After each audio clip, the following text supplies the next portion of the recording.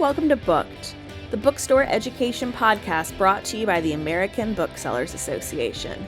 In this episode, we'll be listening to Remainders Reimagined, adding value beyond the discount, a session that was presented at Winter Institute 2026 in Pittsburgh, Pennsylvania. So I'll say good morning, everyone.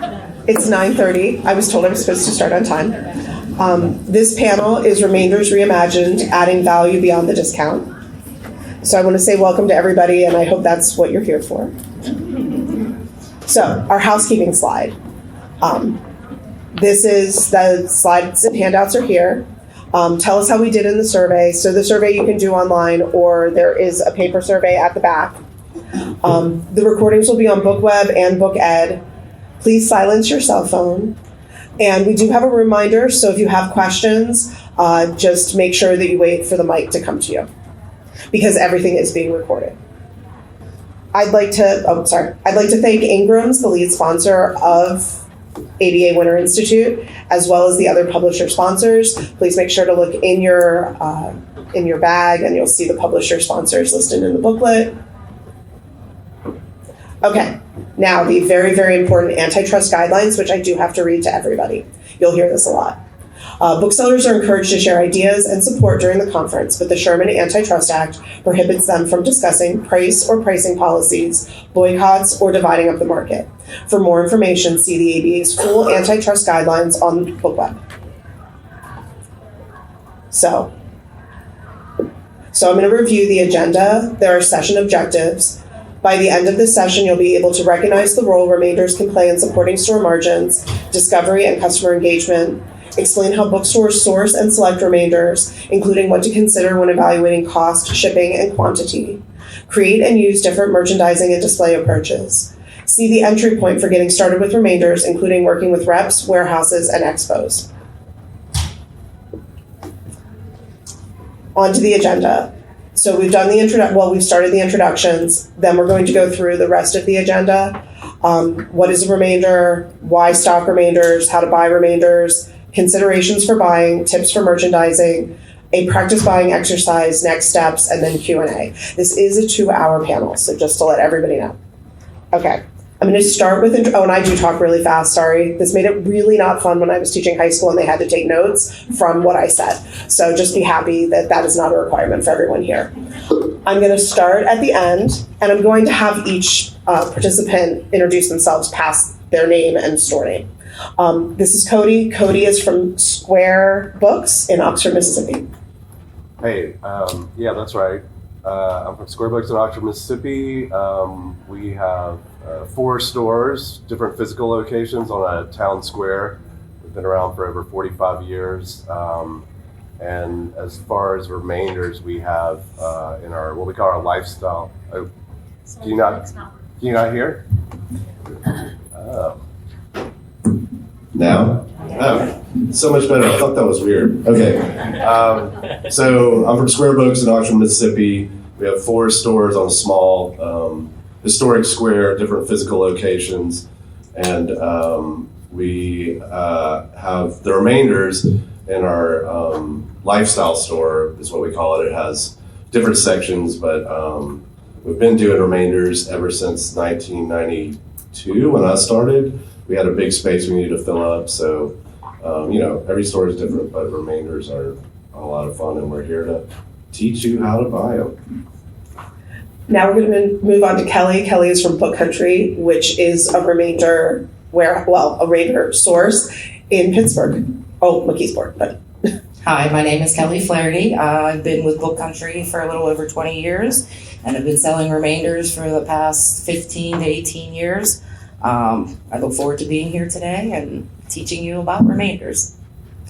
Hi, I'm Michelle Herring. I'm from Covermaker Books. We're outside of Harrisburg, Pennsylvania in Enola. Our bookstore is celebrating its 20th anniversary this month, and we've been doing remainders for 15 to 20 years as well. In fact, we started as a used bookstore, transitioned starting with remainders, and then added new as well. My store is 6,500 square feet, so we've been doing this a while. And now I'll turn it over to Jack from Book Country. Yeah, hi, my name is Jack. I work for Book Country as well. It's been about a decade, but it's a family business that we've been in business for over 20 years. We started with a handful of publishers, and we have about 30 different publishers at the moment. And the point I'm so excited to see you guys is to remove any barriers, any questions you may have. And, if we're not able to tackle it here, please, at the end of this, come see me. I'm happy to answer any questions, and thank you for coming. So we're going to roll right into what is a remainder. Oh, there were introductions. Sorry, I didn't go to the right slide. So now you have everybody's name. What is a remainder? So these are the key terms. I'm going to actually turn this over to Kelly or Jack. You want me to do it? Okay. Okay. So I'd start off with, if you're speaking to 3 different people who are in the remainder business, you might get 3 different answers. So this is my interpretation, keeping it pretty simple. Overstock with the easiest. It's just when a publisher for a certain title has excess inventory that they're trying to unload, but the title's still in stock. So they might try to cut their quantity by 50% or so. Where a remainder is a title that is now going to be officially out of stock. So basically with these titles, wholesalers like us will get lists from publishers where we'll bid on large quantities of these titles. One of the big indicators with the remainder is that it will not actually have a remainder mark, which brings us to returns, which is what we primarily focus on. This is basically a title that's purchased by a bookstore, and after their terms, if they decide they don't want to keep the full inventory, they decide they're going to send it back to the publisher. From that point, the publisher will basically, the ones we work with, will basically accumulate about a trailer, which is about 40,000 books in a trailer. And once it reaches that threshold, they contact us where we pick it up and we sort it on our sorting floors. Now, with returns, this is where you'll see the infamous remainder mark or the line down the bottom of the spine of the book.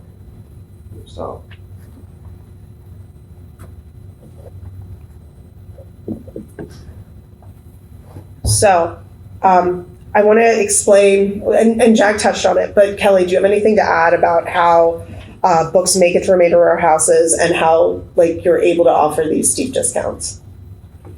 As Jack said, we sort them on the floor, and then we usually receive quantities that are 10 and above that will go into our inventory, and then in return you can find it on the website. I find that it's a great filler for the stores. That's basically, Jack covered it, of what the description is. And I mean, when we first started, some people still do like to receive the Excel list, but I think that's a pretty daunting task when there's 20, 30,000 titles on a list. But for the most part, how it works, returns are books that are still in stock as well. So like I said, when we do sort, it's by publisher, and through our website is popular. Hopefully some of you are coming to visit the warehouse later today. You'll get to see it in person.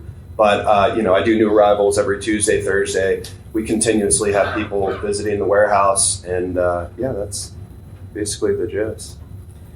So I'm one of those weird people that still loves to use the list. It's an Excel spreadsheet with 35,000, somewhere around that, titles. But it's wonderful. They do a great job with their Excel spreadsheets. And if you like Excel, I don't like numbers, but I do like Excel. I will go through and I will do a sort on it in different ways. So when I get the list, I go through and I'll sort by least expensive. And that was the way I found a book that had local interest. And it was really being bombed out. And I was able to get all the copies they had. And nobody else would have necessarily wanted this book, but I was like, oh, this is awesome. Or they do a great job. They'll do the recent arrivals on that Excel spreadsheet. So you can do a sort just by recent arrivals or bestsellers that are numbered bestseller order. I'll use that one as well. So when I get that Excel list, it's a great shopping opportunity. So if you are not intimidated by Excel, it's really easy to use. And then you also know how many, because quantity that they have in the warehouse is there as well. I'll also say I love to shop the warehouse. My store is about 3.5 hours away, and it's a huge treat to get to go to Book Country. This is something, and it's not just a treat for me. The people at Book Country have seen me bring many, many employees through the years, because it's like once you've reached a certain point of employee status, you get to go to Book Country with. And then we walk through. And for those of you that are coming today who've never been, it is overwhelming. I have a store that is 6,500 square feet. I have 150,000 books in my store. I am dwarfed by Book Country. And it is absolutely fabulous. Even I get overwhelmed sometimes, and there are parts of Book Country that I don't go into, not because there's anything wrong with it, but it's just not what I sell, which we'll talk about that later, because as we were talking about before we started, Cody's store and my store stock completely different remainders, like diametrically opposed. So, and that's what's so neat about it, is there's so many different opportunities. And what I do is, and we'll talk about this later, I do a lot of genre fiction. Like that's my main focus in my store. So a lifestyle store is so different than what I run. So we all do different things. So we're going to go into why stock remainders. And we're going to have to be a little bit vague, like just letting you know. Because remember, I read you those antitrust guidelines earlier. So we're going to be vague about discounts, but just say that the discounts are significantly better. But I'm going to go to the next slide. So this one I'll talk a little bit more. So these are books from the publishers. So this is a New Book Tuesday post from my store that I put up. We do New Book Tuesdays like everybody does, of what I just stocked in. So you can see those are super recent books. And I got those. Those are ones I got from the publisher and Ingram's. So some are directly from a publisher, some are from Ingram's. The price on remainders is so much better. Like it just is. So it's a higher margin for you, because one of the things we keep talking about in book world is profitability. And we have to think about profitability. It is not breaking any antitrust rules to mention to all of the booksellers that we are capped on what we can charge for books. There is a price on the back cover. Please never try to charge more than the price on the back cover. I've heard about bookstores doing this. I have never tried it. When you're doing new books, used books are a different game. But when you're doing new books, never charge more than the price on the back cover. That will make customers really angry at you. But we all know that there are other entities out there whose name I'm not saying because we all know that evil name, who charge far less sometimes than we can even buy the books from Ingram's or even from the publishers, because they use them as loss, that particular place uses them as loss leaders. Remainders are a way that we can compete, is the way I see it. So these are the customer benefits, and so we have, that's another picture from my store of when I came back from remainder from Book Country. This is back from Book Country, and we took pictures of the books because we also let our customers know when we get a huge amount in from Book Country. So Cody, is your remainder market different than your regular, than your other stores? Yeah, I would say it is. So, the great thing about remainders is you're kind of, I'm the buyer for Square Books, for our adult store, and I treat it similarly. I think we've gone a long way from the days where remainders were just the bargain book table that you put outside when, to draw people in. And we got into it because we had a large space we needed to fill. So we started buying remainders that way, and it's changed over the years, but I treat it as another way to add value and variety to our stock, like stationery or sidelines. All of our stores are different, but this is a good way to add some different stock and maybe get a different customer base. So as she was saying, our buying, or what we buy is different on remainder, but I think the fact that we both see the value in it and see how we use it as another facet of reflecting our inventory mix is what's part of why it's so great. Also, as she said, margins, I mean, that's great too. But what else? So specifically, what type of remainders do you buy? So we've found that, in many ways, just like buying for on frontlist, it's a reflection of where we are. We're in Mississippi. We're Southern. So I'm always looking for those type of books that people can find value. Also, classical literature. A lot of remainder companies now have classics like Moby Dick or stuff like that, which are hot in different formats on the new end, so you can get some of those. And then art books are a good value because they're so expensive, and you can often get a good deal on those. What else? Also, like just quirky little titles, like we're in a college town, so it's a small book on graduation advice, and you can buy those, and they are well received. Or some funny book on cat or Christmas. You can sort of mix the inventory in different ways to create. I think we have a picture later of our store, but we don't integrate the remainders with our new stock because we have 4 physical locations. So it's more like a back half of a store. And so our mix is, pretty big because we have to fill out all this space, but remainders are, valuable because the customers have, we have a whole separate customer base for these. Once you start creating this like sidelines or puzzles or stationery, then you've got a good mix. And yeah, I think mainly I would say our mix is, mainly you want to reflect what your store is already selling on the front end of the part. So for example, what we do is I have my used books separate, but then I have my new books and my remainders integrated. And I have a little sign that explains that remainders are new books. They're actually sort of fuzzy but they've never been owned by a person, is what I tell people, is these are not owned by people. These were returns, and that you get a better deal on them. So I do a better discount. Oh, do you guys discount your remainders to your customers? You mean on top of, no, do you? Yes. Okay. So our remainders we do a percentage off, which we're not allowed to say percentages. Some stores do 20, some stores do 25, some do 33, some do 50. That you can do different discounts. So we do discount our remainders, and we are super old school. I've been doing this a long time. I started selling books when I was 16, which was many decades ago. So I still and remember I started as a used bookstore, so I still write the price in pencil on the inside cover.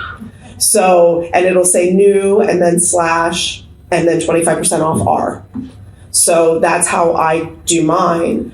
And one of the big things it's on here is blind dates with a book. I don't know how many people are doing blind dates with a book.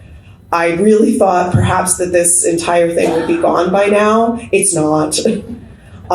We sell blind dates with books by the hundreds. And remainders are wonderful for blind dates with a book because they still are very, very attractive. But you're at a lower price point, so you don't have to mark up the blind dates with a book. Now, certainly there are stores, again, that will charge $25 for a blind date with a book. That's not what we do. We're going at a lower price point. And we have several price points for our blind dates. But I was just there are stores that just do blind dates, and a lot of them are sourcing from remainder warehouses. And it's a great way to try out different books. Yes, Kelly?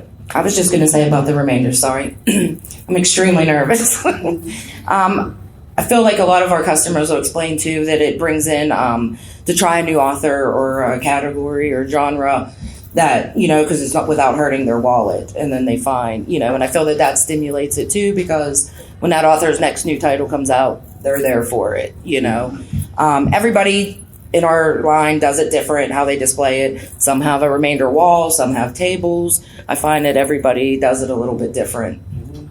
Yeah, and I think a big part is spontaneous exchange. And like Kelly said, maybe somebody's coming in for a title that was just released, and then they pass your bargain section. They see that title, that author that maybe they missed on the last go around, but they see this discount, and they're willing to give it a shot. And, I think maybe that would propel them to maybe get the new release of that title, that certain author, trying to be as concise and vague as possible. But I think it does serve that purpose and a part of the community as well. And I think it's a lot of fun. I mean, when you get into it and you start finding these titles, a big part of returns in our side of it, maybe we only get 10 titles for that week, maybe that year.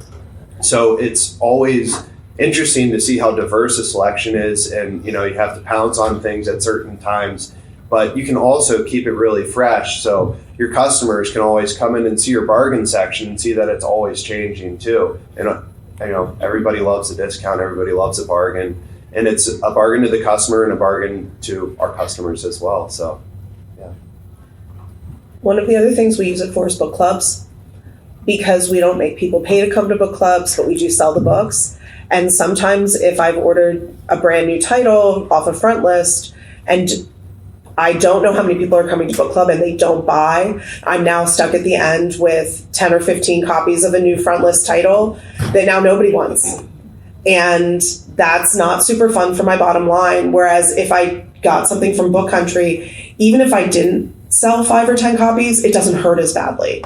So it's something to think about for your book clubs. I don't do book clubs that are frontlist all the time. In fact, so many places do frontlist book clubs, which is great, but it's a way to set myself apart. And since my book clubs, I do 4 genre-based book clubs. And one of the problems with book clubs is the frontlist book just came out and now it's book 4 in the series. And even on Ingram's, sometimes it can be really hard to get book 1. But people want book 1. They want to have the backlist. Nobody wants to start at book 4. So remainders are also a great way to find stuff that's backlist titles. So it's another opportunity, especially in genre fiction, to find backlist. So be very aware of that when you're looking, because occasionally book 1 is no longer available. It is truly remaindered. It is out of print. And I have found amazing things at Book Country when it's out of print. So that's another thought. And then adult book fairs. There is going to be a panel on adult book fairs. I just want to say I just did my most successful event ever, and I hit Book Country 2 weeks before I did it, and thank goodness, because that adult book fair was, my cash register rang from 1 o'clock in the afternoon until 6 p.m. And that was the whole time. Like, I'm not talking people being there the whole time. I'm talking the register running the whole time. But one of the things you also have to think about with remainders is the very first people that came in, there was a little boy, and he was about 6. And he said, "Mommy, why are all the books bleeding?" Because they had the red remainder marks. Now, not all the books at the adult or the book fair for adults were remainders, but the child did notice the remainder marks. So that is something to be aware of. Just think about it, because the little boy was crying about the bleeding books. So Jack, did you want to talk more about some of the ways, even genres, that people can find at Book Country? Yeah, so as I mentioned previously, for us, when we get these trailers, it's publisher-based. So that's what's basically going to determine what's coming into our inventory on our website. When we do this, we probably have 1,500 raw skids that we have to sort through. So we're kind of hoarders. We got all sorts of things we need to sort. But timing is really important for us.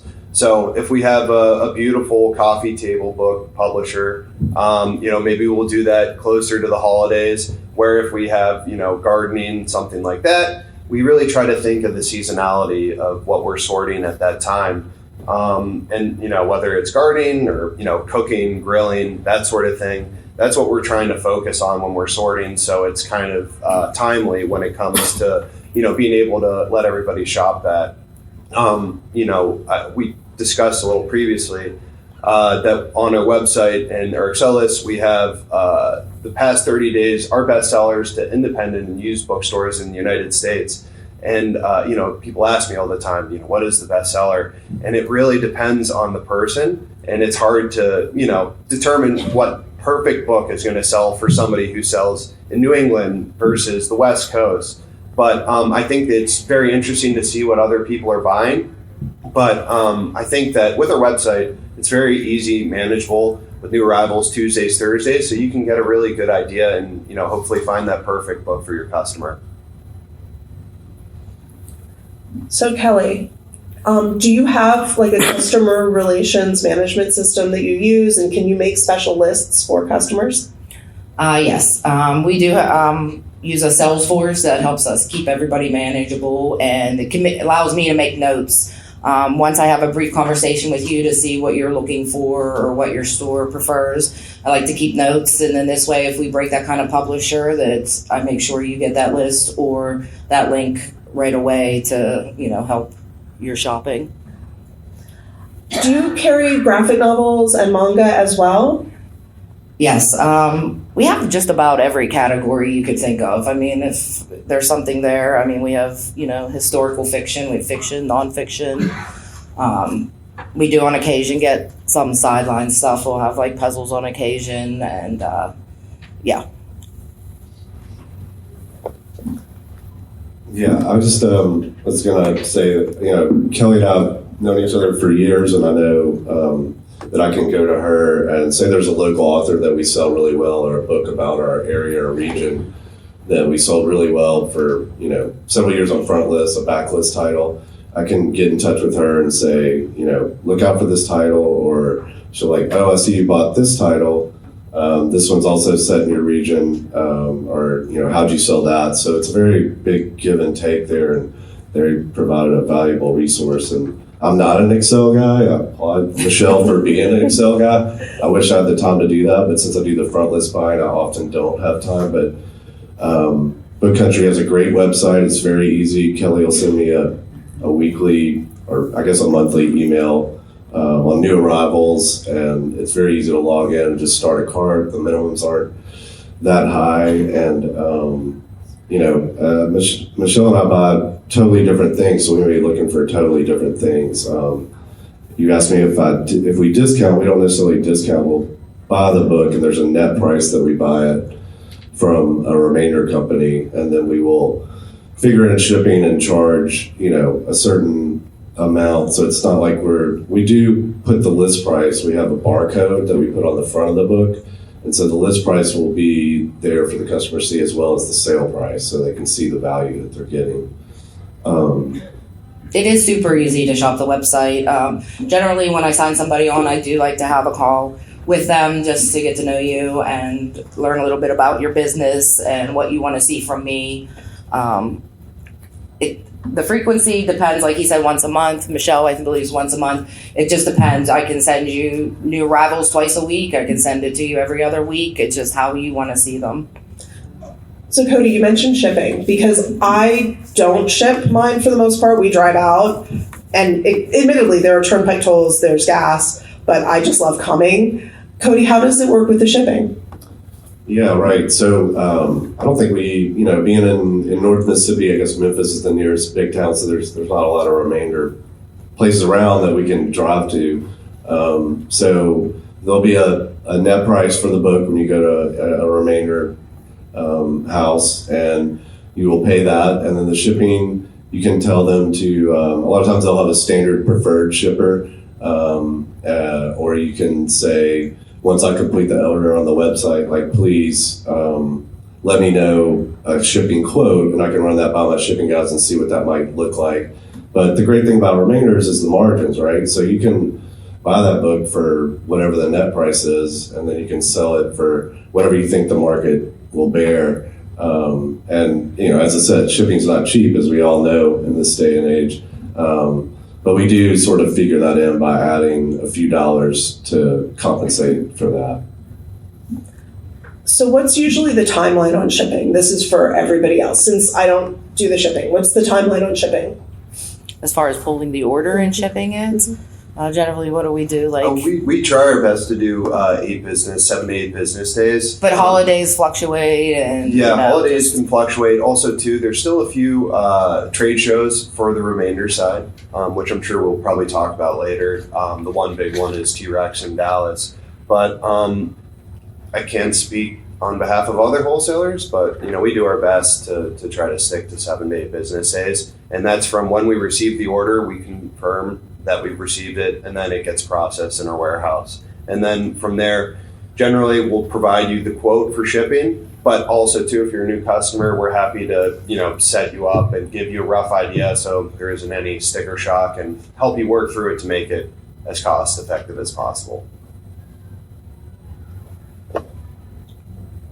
This next section is actually for Kelly and Jack, and it's how to buy remainders.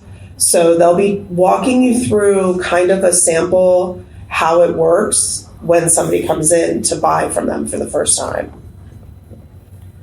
Generally, like I said, it's an easy sign up on the website. Jack and I's information is there. Generally like to do a brief call, an intro, to see what you like, and list versus the website, what links you want to see from me, the frequency. It's pretty easy to order. I mean, it generally is, and Yeah, our cell phone numbers are on our website. So I think for us, we have very close relationships with everybody we work with. For us, I feel like most people we've worked with for 10 years plus, which is amazing. But yeah, I think the easiest thing is reaching out to us via email or phone number, and having a brief call, get an idea of what you're looking for, and we're happy to share our ideas with you. And from there, we can curate, Excel lists, but also through the website, we can send you curated links, specialized for what you're looking for. And then, like I said, we have, Salesforce things to keep in mind, anything, authors, categories, seasonal things. Some people buy weekly from us. Some people buy bi-weekly, monthly, quarterly. Some of it is due to seasonality too. So we work with a little bit of everything, domestically and internationally. So I don't want to say we've seen a lot. I'm sure there's still much more to see, but we are happy to help you get started. What's crazy too is we not only have bookstores, we have museums, we have, you name it. If there's a book there, we're there too. Yeah, flea markets, anything you could possibly imagine. Yeah. So it says start small. How small can you start? What is the initial order that you ask for from a bookstore? We ask for, you order 2 copies unless it's $5 or more, and your minimum order is $300. So it's pretty simple, and you can get to 300 pretty quick. So it mentions here that when you're at the warehouse, you have a rep that goes through the store with you. Can you tell me, I know how this works, but can you tell everybody else how this works? Well, we like to sign an order puller, and that person will work with you as you pull your own books. They will scan it and put it in an order. That gives you the option if you are drove there and you want to take it home with you to save on shipping. It's ready for you. And if not, at least you're getting all the books that you're pulling, and then we'll scan it and get you quotes for shipping if you prefer to have it shipped. And our order pullers, they know the books better than we do. So sometimes, it's funny. Yeah, they will recommend something. I'll be like, obviously, if you're willing to take the recommendation, I know there are a few buyers that will come in and say, I want to work with Beth. They pick, They've been with us for over 10 years, and they absolutely love it. Their favorite part is seeing people and customers and working with the books. So it's always exciting. Yeah. Absolutely. I can definitely attest to working with, I have favorite order pullers who I work with, and they follow you around with a V-cart. And so you're able to kind of keep an eye on what you're buying, but sometimes it can be hard to keep track as well because it's so exciting. Because, a lot of us went into this because we like buying books. And I feel like going to the warehouse is like buying books with a bigger budget. It's one thing buying on a website. Yeah, that's fun too. But being able to actually pick books out and be like, that one looks really good. What does that cover look like? And when I have my staff with me as part of their reward, then they're like, I think this one looks really good. We should totally do this for book club. So it's a different visceral experience. So I will say that if you're able to, it's amazing. And I know Kelly has said there's people that she hasn't met in person yet that are book buyers that she's only worked with, via the website. And it's really great to be able to do. So you're all not all, but everybody that signed up is going to have an opportunity to see it this afternoon. And it is a really cool experience.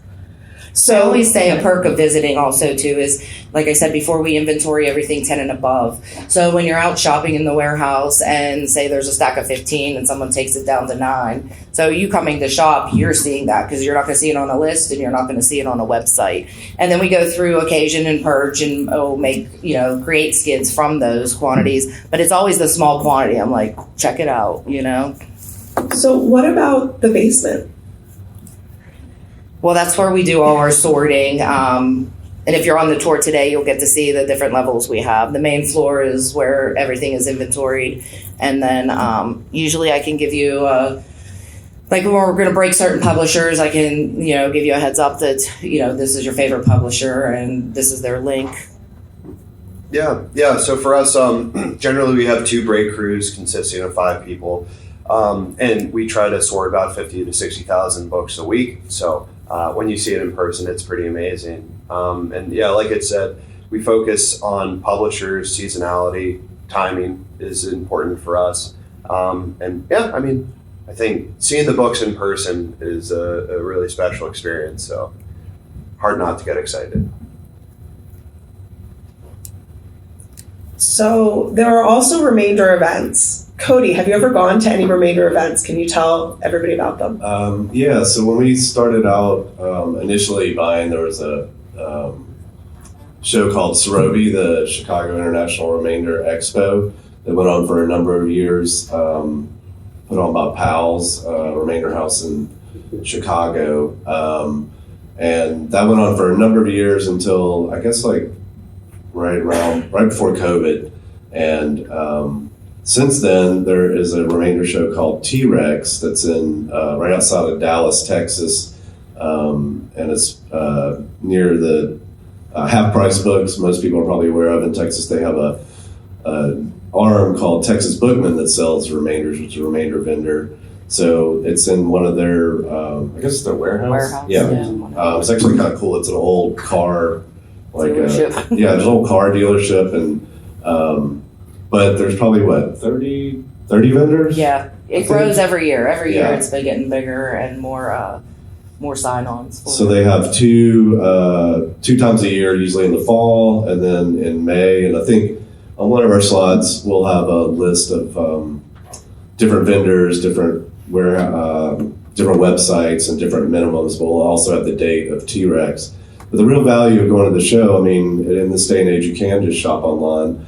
Or use spreadsheets and work with your rep for whichever remainder house you're working with. But going to the show, it's sort of like a mini warehouse display. There's all these tables that are booths with small tables, and they have all of the books laid out in cardboard flats.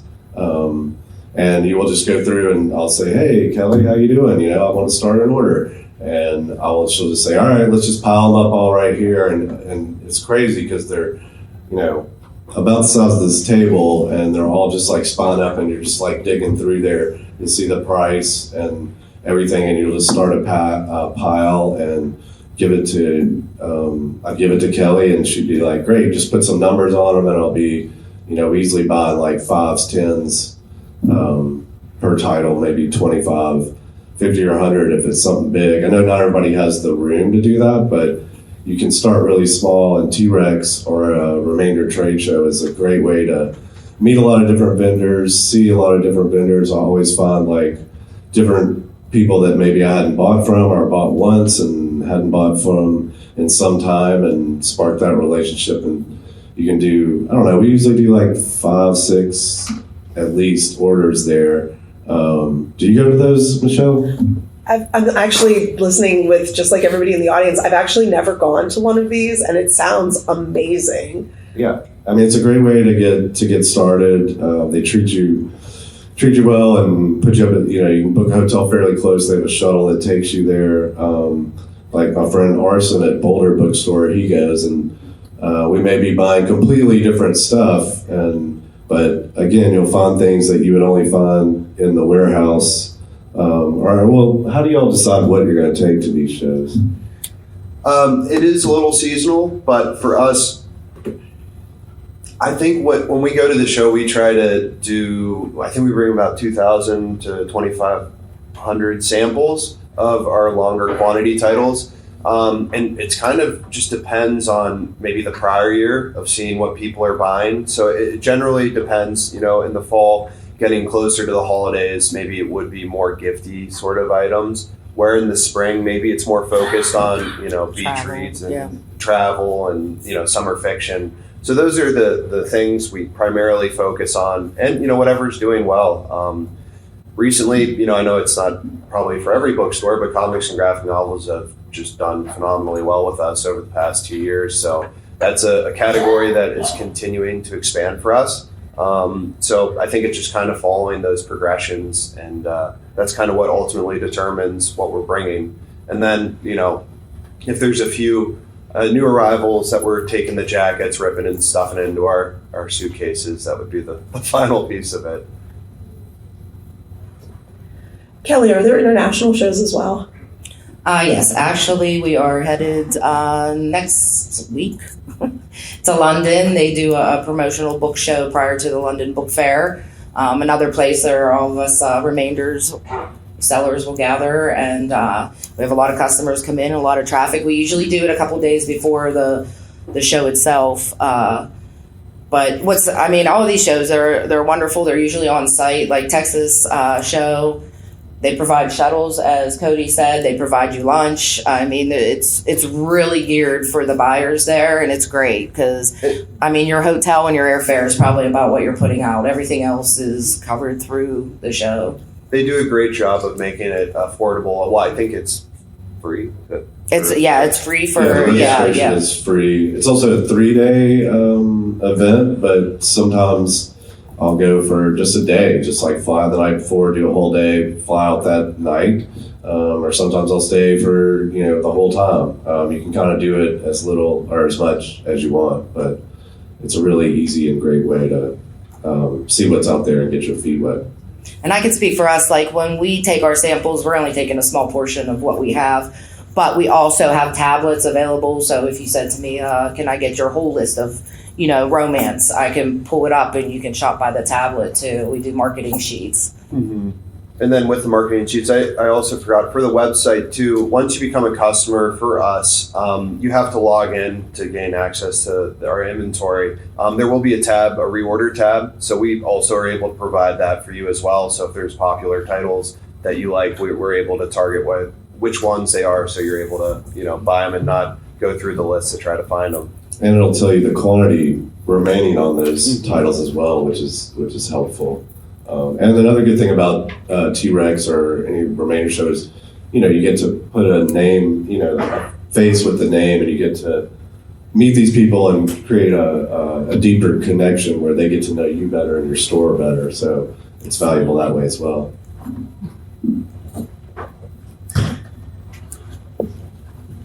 So this is considerations when buying remainders.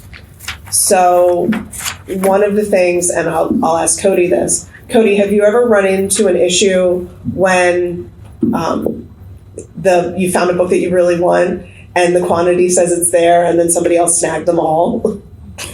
Yeah, that's happened. I guess back when they had Book Expo, there was also a little remainder portion to that show as well. And,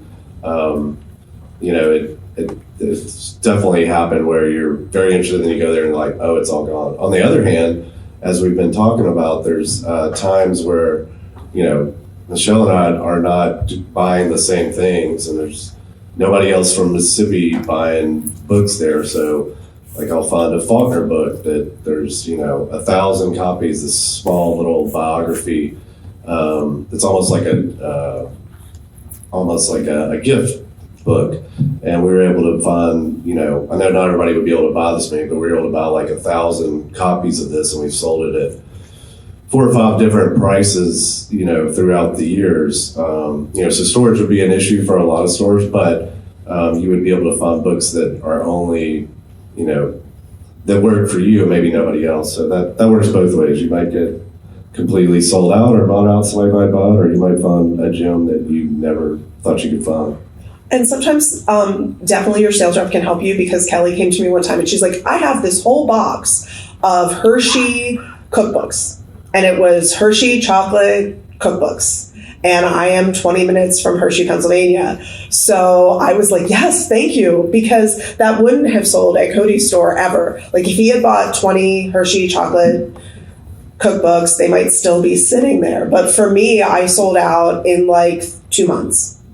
So that's the big reason that working, and that's not something I usually buy. Like I never, ever buy cookbooks for my store. That's not something we sell new, except the one time. Cody, do you buy palettes? We've done it a time or two, but we like to curate. So if you bought a palette, maybe you want to explain how that, or do y'all sell palettes? Yeah, we do. That's what I was explaining. Anything, the 1 through 9s, we'll sweep the floors and create them by usually publisher, and then we'll sell them off at more of a discount than you would paying, we always have a manifest for them, but that's what we usually do with our smaller quantities. A lot of stores like to buy it and put it out like sidewalk sales, just pop the top of the pallet. Some people have carts, just load their carts and put them out.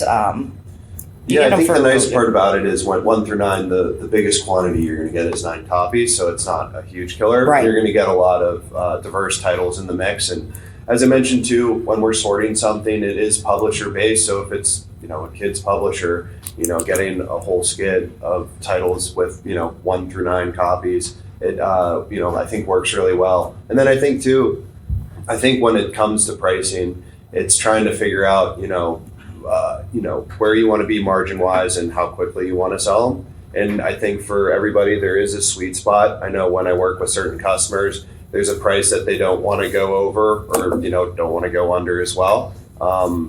So yeah, I think that's important to think about as well.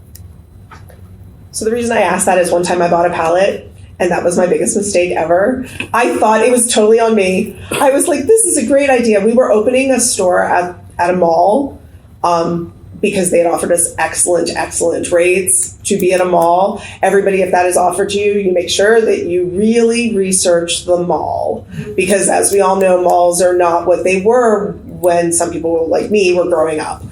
So I took them for the mall, and it was less than 9s, and there were some amazing books in there, and I absolutely love the publisher. One of the publishers I really like is Gibb Smith, and they had that publisher, and I bought the 1 through 9s, and that was in 2019, and I still have some of those 1 through 9s because they were big lifestyle books.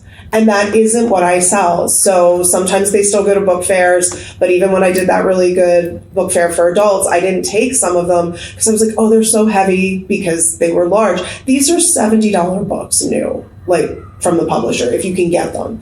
And I was like, yeah, I'm not even going to take them because they're just so big. But other ones sold right away, and they sold fairly well at the mall. I don't know if anybody remembers the days, sorry, something popped into my head, but I'm not going to say it. But the days of the Remainder bookstores that they were sort of like Spirit Halloween. Does anyone remember when there were Spirit Halloween type bookstores that would open just for the holidays? And that's kind of what I was trying to replicate at the mall. Not necessarily something I would suggest trying. They work really well at my main store. But Cody, did you have one? Yeah, so when we first started out, we had a very large space to fill, and so a pallet is an easy way to do that.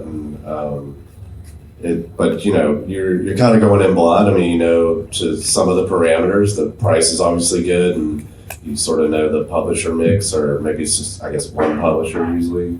Usually it's by publisher. Yeah, so it's usually one. We do have a manifest, though. We'd always give a manifest so you would know exactly. Yeah, so you kind of know what's coming, but I don't know. Again, as we progressed and got deeper into and more experienced into buying remainders, we just thought that it was better to curate that list rather than just have a palette. But I mean, I think there's value there, but I definitely had a palette where I opened it up and I was like, ooh, that's a lot of that. That's a lot of those books that I'm probably not going to sell. So it can be dicey.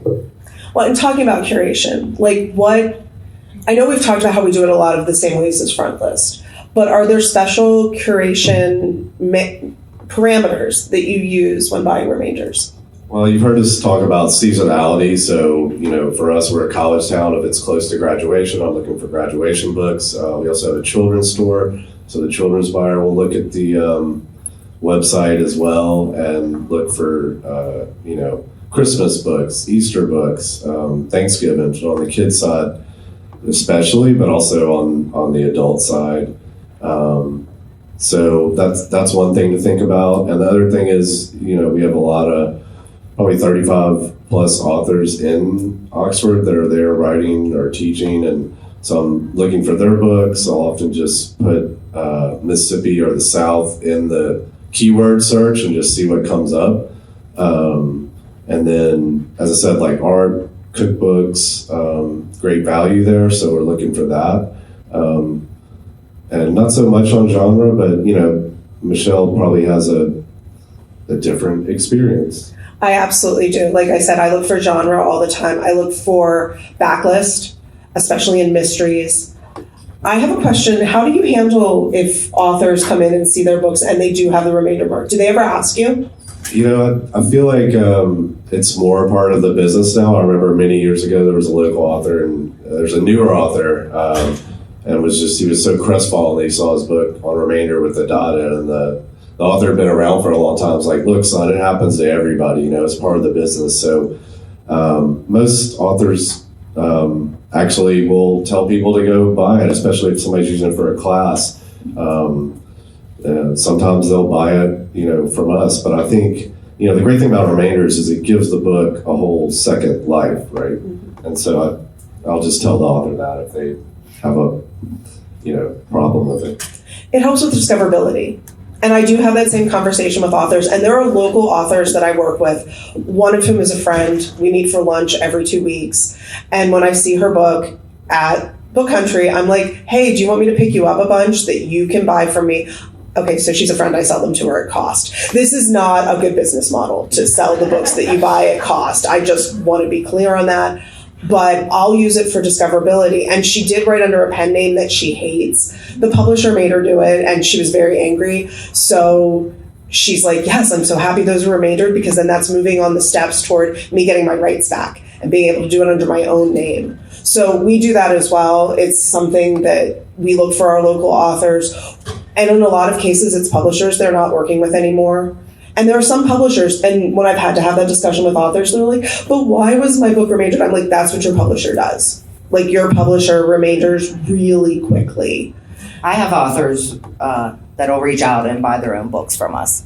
I have several authors that'll do that, so they're aware of it. Yes, they are. They're aware that it's part of the ecosystem. Yes. So we explain that to them, that it's part.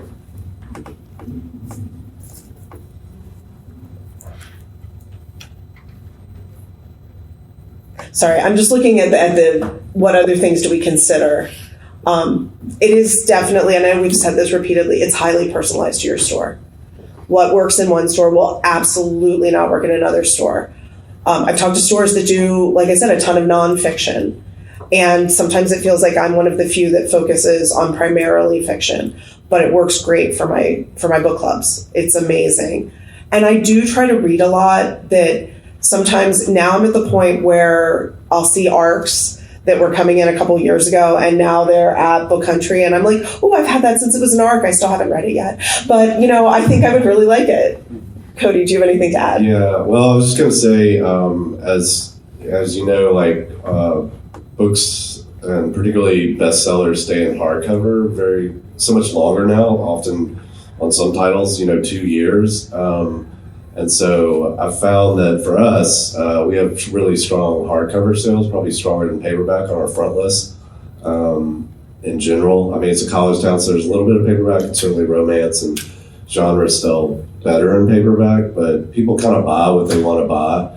If it's the new Michael Conley or whatever it is, or, All the Light We Cannot See, whatever it happens to be. So on Remainder, of course, you don't see a lot of those books on there, but particularly with mysteries, like we have John Grisham in our hometown, or he doesn't live there anymore, but he still sells books for us. But we sell so many of those books over such a long period of time that by the time it comes on to Remainder, there's just no appetite for it. That's not what our customers who are the Remainder buyers are looking for. They're looking for different stuff. So that's sort of was an eye-opener. So we don't sell many new hardbacks. Like stores are completely different. We don't sell a lot of new hardbacks. We sell a lot of trade. And we used to sell a lot of mass market.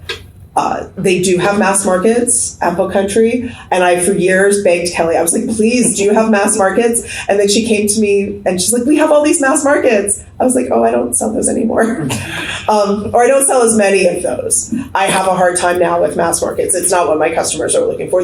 My customers are looking for trade paperbacks. So, and you can find, like Kristen Hanna, her trade paperbacks are at Book Country sometimes. And they're the older titles, but people don't really care because they've read The Nightingale and they've read The Women and they want to read the earlier stuff, but they don't know how to find that backlist. They're not going to find that at Barnes & Noble.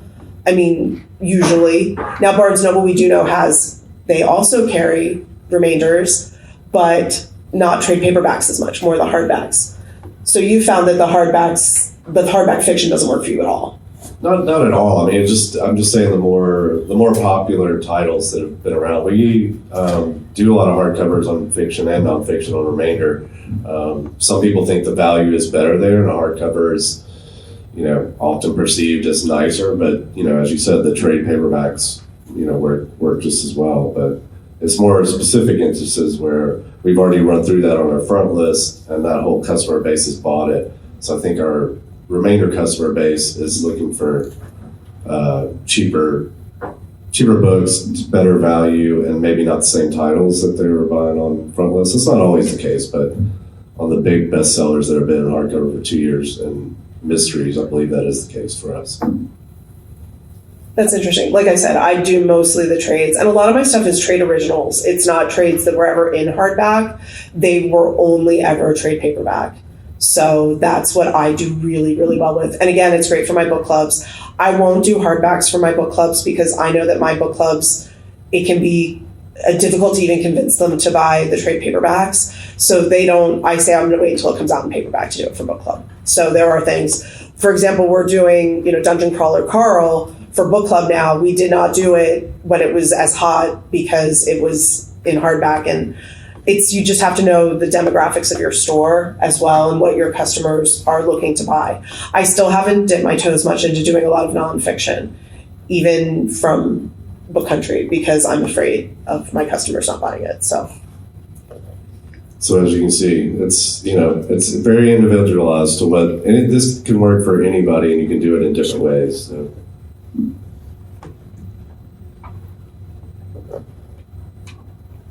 So tips for merchandising, and I think this is from your store?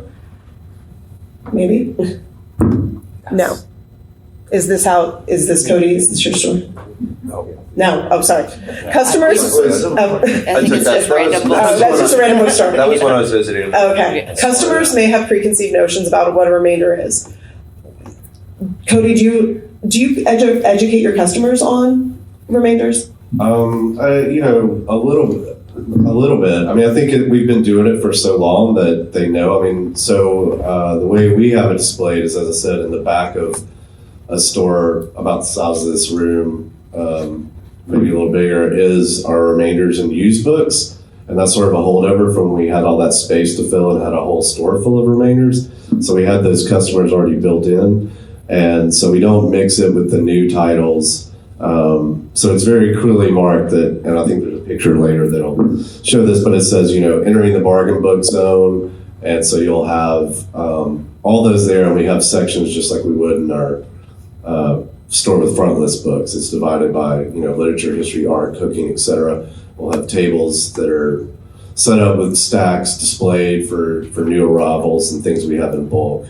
So in a way, I think they kind of know what a remainder is, but we make sure the staff knows that. And some people will ask, like, what you had stationery and magazines and sidelines and cookbooks here. Now we're in this part. What is this? And so then we'll explain it to them. So I did find the one from your store. So do you do mostly shelving or tables?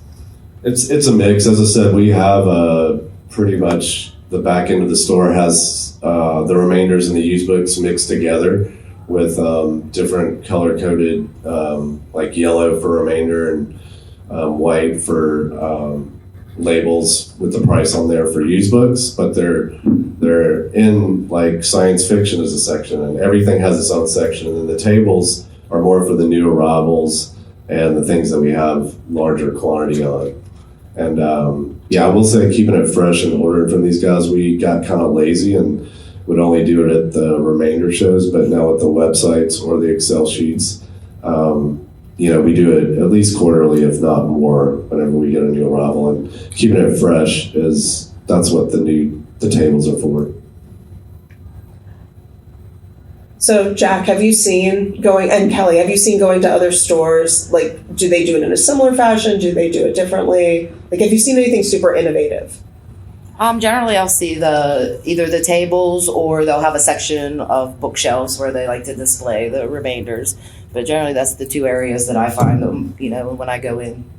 Yeah, and then others will like to mix it in with the new books as well. I think it is one of the things, it's what you put into it is what you're going to get out of it. So if you're continuously changing, I like stacks. I think it looks good having, whether it's 5 copies or so, and having it on a table that's continuously changing. I think it's really appealing, and especially I think if you're closer to the store, if people are getting their books and they're kind of seeing it as they're walking out, they might stop at that table and be like, wow, that's a great discount. It might compel them to get that book that maybe, if it was in a corner somewhere, they might not pass it, and, seeing it at such a great discount, it might compel them to get that while they're, coming to the cash register.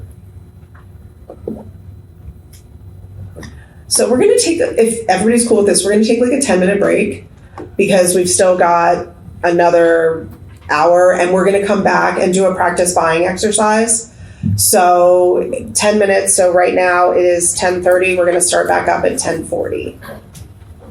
So. Yep.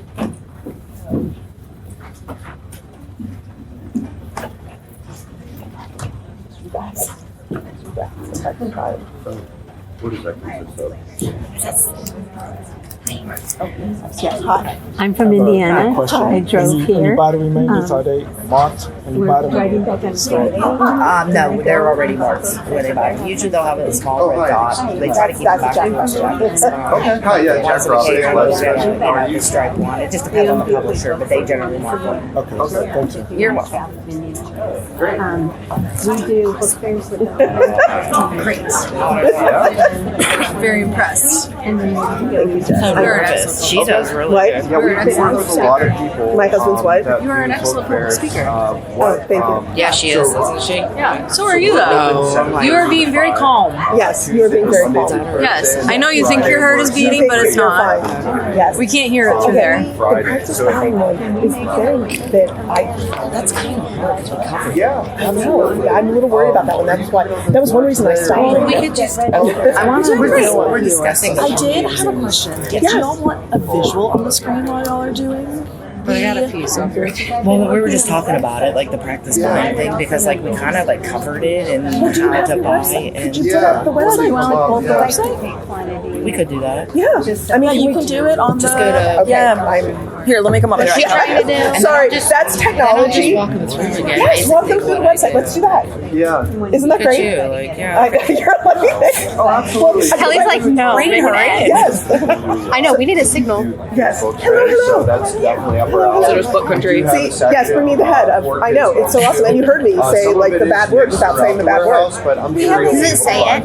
It's just not. Yes. We have an Amazon swear jar where somebody says that's okay, I'll buy it on Amazon. Oh, there you go. So, Yep. So that's why I was like, Be able to yeah, scroll. but it's true. Okay. I mean, it's absolutely true. Yeah, perfect. Let me take a hot second to load. I'll just Okay. Okay. all scheduled Let me know and set if up. you Do you need think anything. you'd be one No, of those it's guys? taking questions. Great. Yes. Because I have a whole pricing question and I don't know whether I should. So it's Yes. Yeah. Yes, we're totally. So we're going to do the practice buying, which is the website, using her website. Yes. So that's what's coming next, and then it says 20 minutes. It's not going to take. And then we're going to do questions for 20 minutes. You should come to the T-Rex show. You would enjoy it. It sounds Really enjoy it. Yeah. And the thing is the only thing you have invested is your airfare and the hotel. and like we wouldn't even fly, we'd drive. Dinners were covered. And, you know what I mean? You I drive to split up Texas. used. So my used. How are you? So the way my store is set up is yes, you did that. So it's I have Yeah, you are the with Jack. store You look and I familiar. mix Have you been to remainders and new. I'm not. I actually I don't mix used. Oh, okay. Just read your file. Oh, okay. Yeah, you just look familiar. When I seen you earlier, like, I've been there. You mix everything. Maybe my photo's been And you do. Maybe see. Right, But yes, but everything else, yeah. hoping to hop on the tour later, but I'm not sure. Oh, that would be awesome. Are you on the Problems. Or are you? Well, I not haven't problems, signed but up people pushing you on yet, stuff. but I'm gonna try and get on the It's more like- But your used spot. books look new. I was gonna say, Yeah, if you we're drove or you have a vehicle, Yeah, you can they always drive curate. out to the warehouse. Yeah. Yeah, did you go? Okay. Last word. No. We'll come over here. Okay, I didn't take it down. We'll come down because we like to use the book. Yes, come visit. Yes, we'll come visit. But yeah, Yeah, it's like we're. That's why we don't do a lot of fiction. It's because it's like, okay, good. yes, I was speaking of you with the nonfiction, just to let you know that I was thinking. Oh, really? Because yeah, we do so much. Yes. We do so much better with the non-fiction. Right, and I do so much better with the It's just not using. But yeah, like Kelly might. $7. I think we should go to Texas. Texas. It'll be like $12. It sounds very interesting. Yeah, that's how I do it. Yes, that works.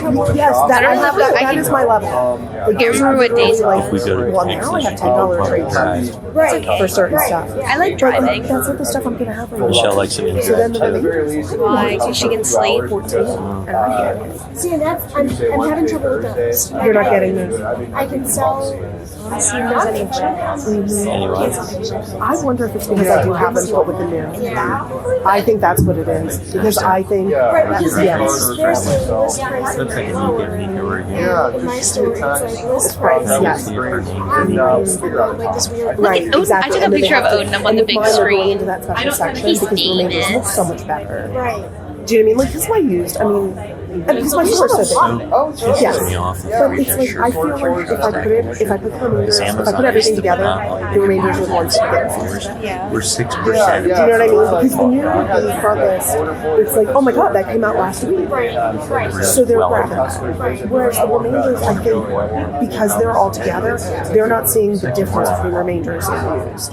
Because of it's the aging wise. Yeah, because like a lot, and that's the reason I don't do a lot of fiction is because I feel like I can get it used. Right. And Yeah, it's we're like, trouble. I'm getting a really see just can't get it. Right. Well, and like Christina Hancock, I can't get enough of hers. No, I mean, I can't get enough of hers. But even some, and see, because I use so many for my book clubs, so then they drift in off of book club, too. And then we're doing a lot for blind date. Happens to the best. At what? If you step on your shoe, does it Yeah. get tied? I'm gonna tie it then. Yeah, like in the store. No, it was at a bar. A bar came Thank to you us, for being a able to pub- reach a your group feet. I pub appreciate came it. to us, and they're like, you are room for free. Yeah, we paid nothing for it.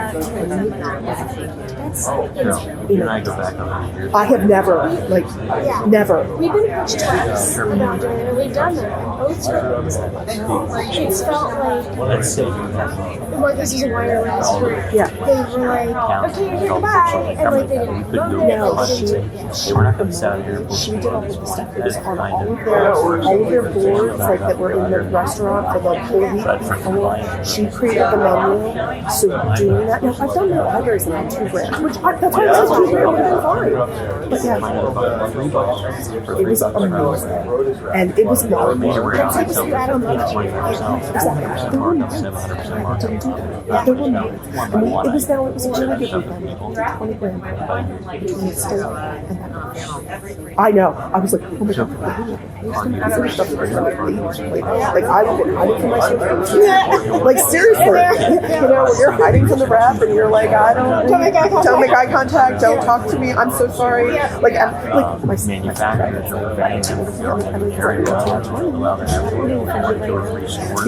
I want to pay per go. I need to keep up with the ones that Yeah. So anyway, it was incredible, but it was because the bar had bought. It was a brewery had bought. So if you ever do it again, you have to tell them. yeah. But I think the brand is the difference. I really do. But I don't know how you can do it in your store. Because my source is in there. Yeah. And my used books, I have to have stuff that's crappier because. Well, the other thing too is like, I like having the new and used in the file because then it's like a nice surprise. If it's like we think it's a new Right. it's a used book. Yeah. But because we are really Yes, yours look really good. Like I've said this to, like, I've described it as your bookstore looks like a new bookstore. Yes. Sometimes I don't feel that way, but I appreciate it. But yeah, like that's sort of like my big thing is just trying to. Do you do book clubs? We just started our third. So we don't do a ton because it's So much work. We do 4 now, but so they're good for that. They are good, and they're good for blind dates. The thing about book clubs is we members. So now my computer and my discount was on it. Michelle would die. I am such a control freak. She'd have to read so many things she doesn't want to read. Always get it. Again, I have to read stuff I don't want to read. And Well, actually, so that's the other reason that all of our book clubs are moderated by a volunteer. We're gonna. Okay, so yeah. Like Michelle does 3, I do 1. Yeah, so we don't. So like basically stuff that they want to read, and that's actually how we got volunteer moderator. You can read books because then we don't have to read Things you don't want to read. Yeah. Maybe I will go to book country. I don't know. I can't just. Go to the But yes, ask your question because this is based on what you do. Like that's why this is because you did that. So you did the one at wherever I was. You've done a couple of this, right? Yes, and I was talking too much because sometimes in the audience I talk too much. No, it was good because there was like that guy. Oh yeah. Okay, and I was trying to stay on task. Yeah. Like it is a fundraiser for big. Right. She shouldn't have done it. There was nothing. Well, now I have no people here, so I can start up again. That's why. Because I'm dying to grab that. Well, I've gone to 2 days. Yeah, have you? Yeah, and so we're not doing this year. I think You should. We should. We should. we can do it. We can do it. We'll look into it because it's. I mean, May is not as booked as March and April. It should. Like for me, it was like, Well, because we drive. Okay. We drive. I'm at home with 3 people at. They drove to Reno, Nevada. We drove to Reno. I drove to Book You know how I Bonanza in celebrate Grapevine, that. Texas, which is it's because like literally like once you're Super Bowl. they're practicing lunch in the warehouse. Yeah. They do a dinner one night. We get Super Bowl, so February 29th. Where in Texas is it? It's right outside. Okay, which is near where his brother lives. So We could visit him. we could visit Jimmy. And yeah. So yeah. And maybe we could take Jimmy because I want Jimmy to have a book. Jimmy's not opening for The fuck up with a picture of her. And over time, everybody's figured it out what I was doing. It's hysterical. They all let me people Yes, they do because they're not. I mean, and when I left the page last week as dealership, I get pictures I don't coming in have some people, papers. so I can't start up again. I don't, you know what I mean? I think don't. there's probably a long So line when for I that. die, I think so, but like when I die, that cake is going to continue. So part of having the book tour someday, when I'm no longer here, every February, the week after the Super Bowl, Eric Witter, Britt's husband, gets a stop. cake. He does not get a cake. Ignore her. does. Yep. Picture of Eric and it's happy birthday. He's been sitting and being quiet for too long.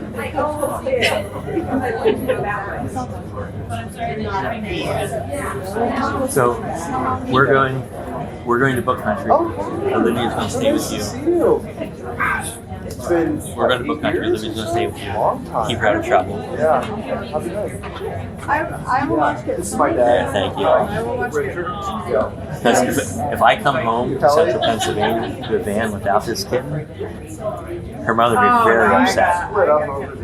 I actually still own a kitten. Yes. Hey, I hear your kitten's older and wiser than she was a couple yes. months ago. That's so upsetting. I'm not a hugger, but that just makes me want to hug somebody. I know. No, you're very excited.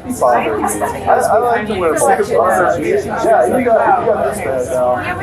Rubbing anything in your face. Right. I think it's I'm tired of taking care I of. lived in Boston for a while. All right. Yeah, and that's when I was. So 3 minutes. We're going to start back up again. 3 minutes. Yeah. Well, we had a little break. Yeah. Well, so I brought up their website. So if you wanted to, I brought up their website. So if you wanted to, because you buy off the website, so this might be more of a conversation between them. Yeah, I mean, Yeah. I wasn't honestly sure. I can't remember. When I read that, I didn't know what they were actually. No, I didn't either. I just knew that wasn't us. Yeah. But then when I said John something, Hamilton style. her eyes got real big, and I was like, "Let's pull up the website." Yeah, I think that's fine. Yeah. Oh, so you can put it right there. Yeah, Okay. so that we can show it to everybody. Yeah, because that's not a me thing. The website. That's right. It's not a me thing since I use the, Oh, and 'cause they you didn't go- bring the Because you go to the warehouse, yeah. Oh, yeah, you do the Excel. I do the Excel. I heard you talking about it at our planning thing, and I was like, I totally do that. Cody, What POS system do you use? So we're Ibid. Ibid. Yeah. I know, old school. Yeah. It is an old school. I've never even heard of it. Oh yeah. So it started out like DOS. What do you use? Basil. Basil. Okay. Well, I mean, I think it's fairly similar. So we do. I was telling this guy Paul from Bryn Mawr, we do use Ibid to Go through. import. You know, you can. There's a program on there, and there might be in Basil The where you register, can like import the your register order in about a us. Excel Okay, sheet cool. and then dump it on Let's do your that. inventory. Or Let's we do order that. the same thing so much a lot that I'll just put it in there and put it in TBO files. So we like get I'm started doing them on at, you know, yeah. Okay. Do you want to sit here and and I'll just do scrape that this? PO and then we just receive it I guess I could. that way. Because Or I'm not going sometimes to we'll have attack, or do you like, want to just I'll get point somebody to like hand So let's go to Yeah. about. Yeah. There. Yeah, I What just you're scan asking, them like, first. just how Let's to do put it. No, I was looking that you do a Yeah, that's barcode fine. on your discount Yeah, that's right. We do. So we use because I actually Zebra printer. I know. okay because I scan them and They're then gonna have a lot of manually I think discount. that helps, you know, like Yeah. you know, All right. first we just had So like what- red dots, yellow dots. That's what I'm doing right now. Now we put the barcode. and Yes. you can see the list and He's the empty. sale price. I think that would be easier. It's yellow. So it's like, these are I'm different. We just put it on the front, like lower right hand corner. I like that So better. yeah, it helps. Okay. All right, 1 minute warning. So I'll give everybody a 1 minute warning, and then we'll start. Yes, thank you so much. I think I'm too pushy. No, you're not. Yeah. There. I'm glad there's those waters down there. It's like, oh boy. Yeah. We just got you Thank on. you. I said, can you give Jack one? Jack's getting nervous. Doing great. No, thank you. He's thirsty. All right, so what I pulled up on the screens is Book Country's website. So this is for people that buy through the website. It kind of shows how that all works. And I'll turn it over to Kelly right now. Okay. Generally, I mean, we touched base on this, but this is our website and about us. That's a picture of our warehouse. You would have to reach out to Jack or I to set up the account, and generally a few minutes just to set you up an account. If you could scroll through, it just gives you a general part of our sales is two-part for us because we have to educate people what a remainder is and then, try to sell them the remainders. But we always have an example on our website of what, the remainder mark could look like. Is there anything, Jack, you want to talk about? I think it's just the, we have a minimum of 2 copies per title. Unless the title is $5 or more, you can buy single copies. And if you see in the top right corner, that will be where you log in. And once you're logged in, there will be a tab on top of the website that will say reorder, which I think is a very valuable tool. And then when you're on the main screen of the website, you will see our new arrivals link, as well as our bestsellers to independents and used bookstores in the United States for the past 30 days. You have categories as well, and we have the ability to curate specialized links, so links that we don't even have on the website.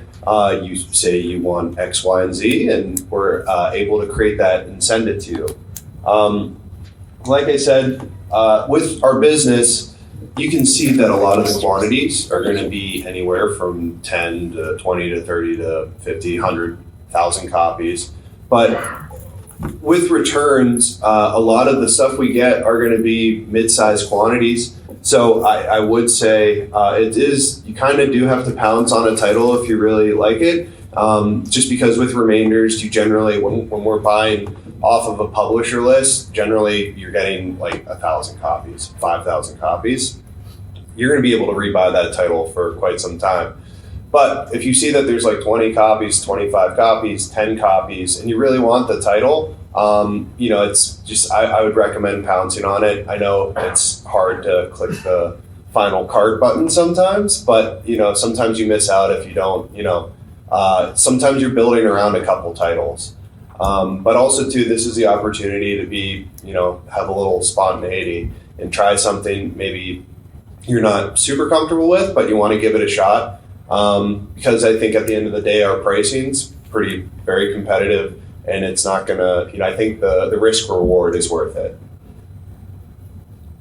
So again, because we're also worried about the antitrust, that's why we've kind of stayed away from the you can go to the Book Country website and you can look at the prices, they're on there. But if you see, we haven't really been clicking on a lot of that stuff because it has the prices on there.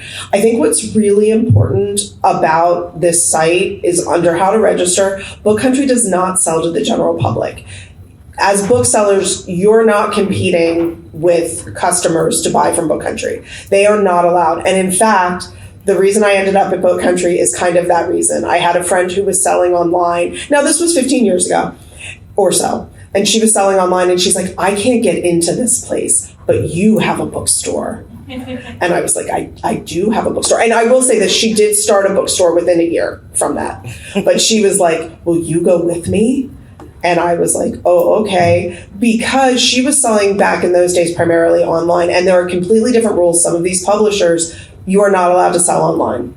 Like Kelly and Jack will tell you which publishers you are absolutely not allowed to sell online. But my friend was trying to get around that. She's not in the book business anymore, but she did actually, that's how she got me in, because the general public can't go in. That's actually a really huge benefit for Book Country, is that these are not books that your customers are going, well, I can find it at this price. So that was just a plug I wanted to give.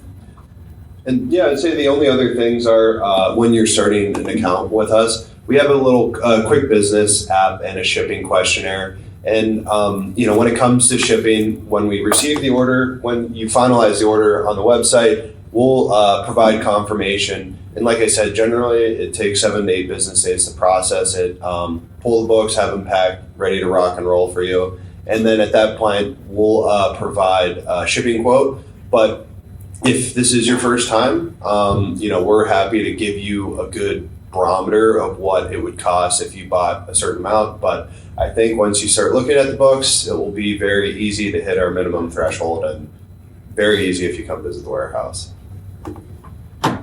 It's too easy when you go to visit the warehouse. I just want to let you know, it's wonderful and amazing. And I'm so happy I went literally the week before I did that big book fair for adults. But yes, it's very easy to hit your minimum. But it's wonderful and it's amazing and it's so much fun to just keep buying.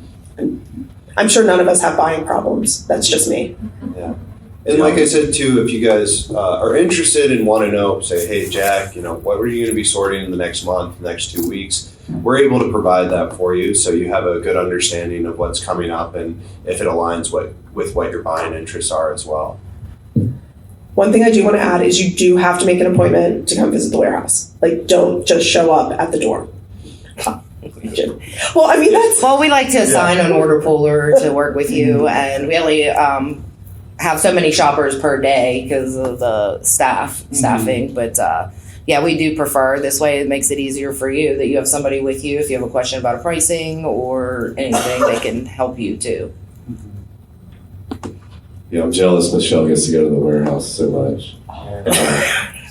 But this website is great. Like if Kelly, as I said, will send me, I guess, bi-monthly things to say, hey, new arrivals, and that'll sort of prompt me to remember, oh yeah, I should keep it fresh and do another order. And I'll go on there. The first thing I'll do is click the reorder button, see what, we track our sales. All of our remainders are in inventory, so I have a TBO file just like any other publisher. And I'll just go in there and click on those, see what's still available. So that'll build my cart and usually already get me to the minimum.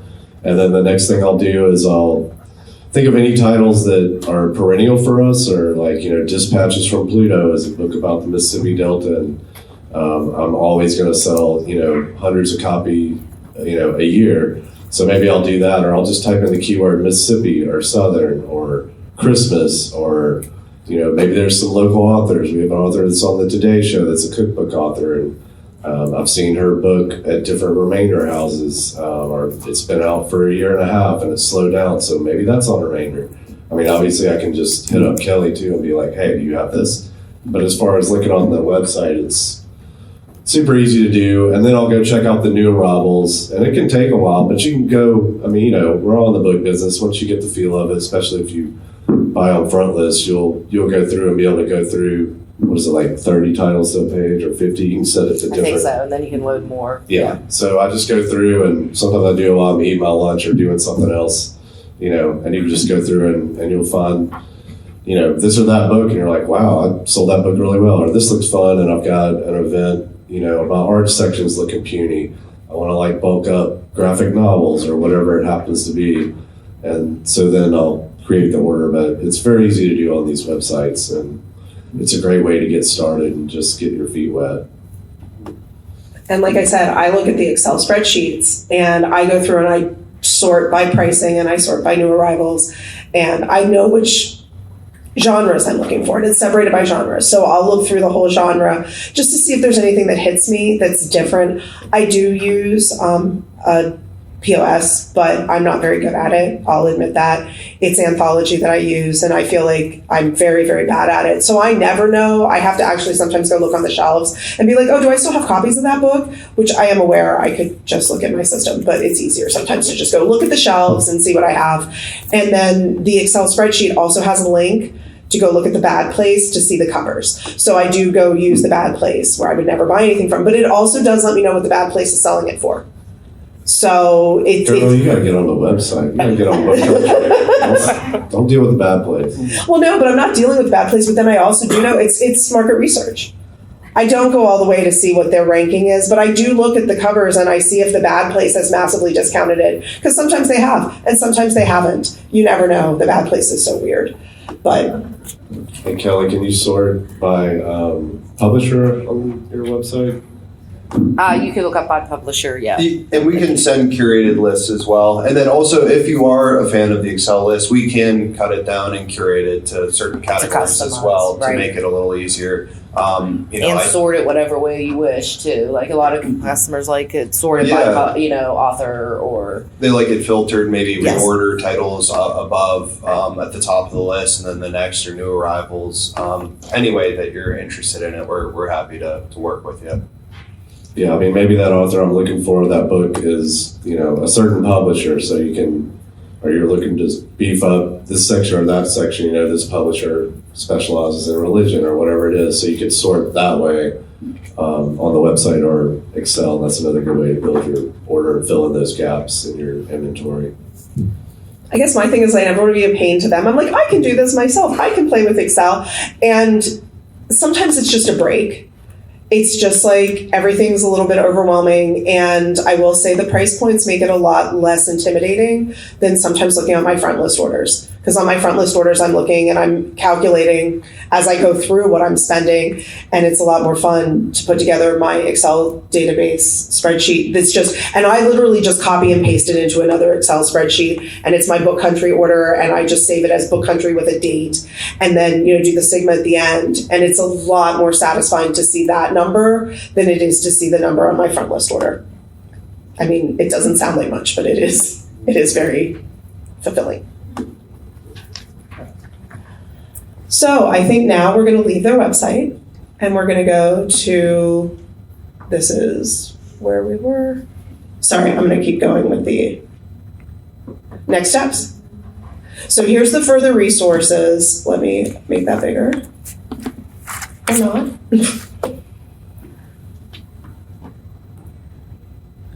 Sorry, it's there. Slideshow up in the corner. Go back to slideshow. Oh, that'll do it.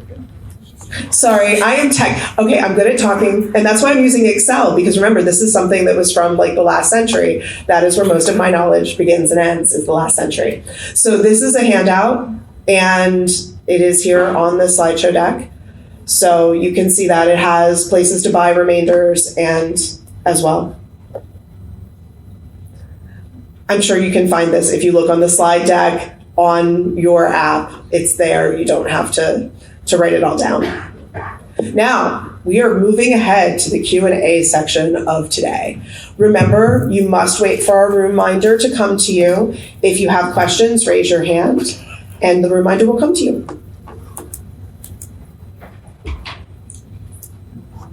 Hi, this is such a great session. Thank you. I've got a couple of questions. Firstly, how do the remainder companies select the books? I think you did mention at one time you go directly to the publisher, but I'm wondering what selection process the books go through to get to the warehouse. And the second question is, how do you select a company to work with? What are you looking for? Because you mentioned that there's trade shows, there's like 30 different vendors. So there's this whole world out there. Do you stick to one company, or can you buy remainders from all sorts of different companies? Do you want me to do the first question? You can do that.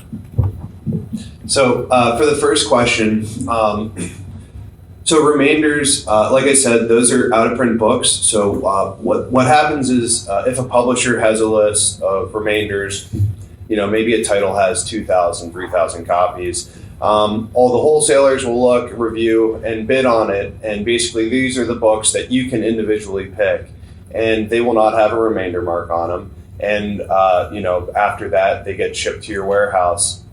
The difference is with remainders or returns. My apologies. Is that these are books that are coming from the bookstores that have never been opened, used, anything like that, and they're getting returned to the publisher. Now, these used to be shredded at one point, and what we do is we have contracts with these publishers indicating that we'll follow the parameters they provide us, and we'll take everything that they receive. So we have a good idea of what we're getting, but we get a little bit of everything, and that's kind of to the point of maybe there's a title we get 10 copies of, maybe there's a title we get 5,000 copies of. I guess it keeps it exciting for everybody, a little scary for us at points, but it's, I guess, the fun part of the business.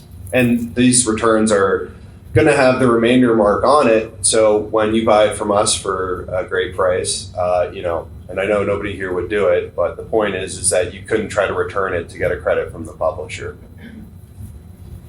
So, and sometimes those books do come through with the stickers still from the last store that returned them, because some of these returns are from very large, not bookstores who sell books, not naming any names. But so you have to remove the stickers. So that can be a challenge in and of itself. So we use a chemical, and then we also use a scraper to remove the stickers. What was the part? Oh, I also work with other remainder companies. Mostly I work with Book Country. The convenience of the fact that I can drive there and I can touch the books and I can see what I'm picking, so that if it is a return that was legitimately a hurt, because sometimes that happens where bookstores return books and they've fallen 4 times and now they have bumped corners everywhere. There are other remainder places, or I've gotten books from other remainder places where the cover is completely off the book.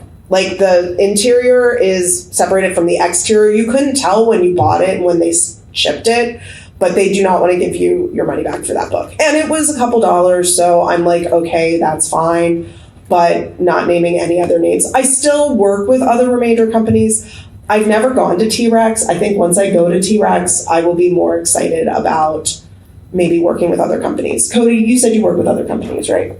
Yeah, we have about, 5 different vendors that we order from quarterly. They all have websites that are easy to work, and as I said, I kind of have when I replenish every morning, I have a cascade of to be ordered, and I'll just keep it on there. Or if I got a slow moment, I'll just pop in and see what the new arrivals are. So yeah, and then if you go to T-Rex, there's probably a trade show. We do maybe another 5 to 8 vendors, and then there's always somebody I'm finding that has something I didn't even know about. I felt like at the shows too, everybody has a little bit of, all of us remainder dealers, and we all have a little bit of something different. Yeah, I mean, not that you're not going to run across the same title, but we all manage different. Yeah, very distinct personalities and curation of their stock. So yeah, it's good to check out the different ones, see which one is has this for you that the other one might not, but you can find great stuff at all. And certain publishers work with certain remainder houses. So there's certain publishers that I'm like, hey, do you have this publisher? How about this publisher? And there's a couple publishers that just are at certain places, so that'll help me decide who I'm using.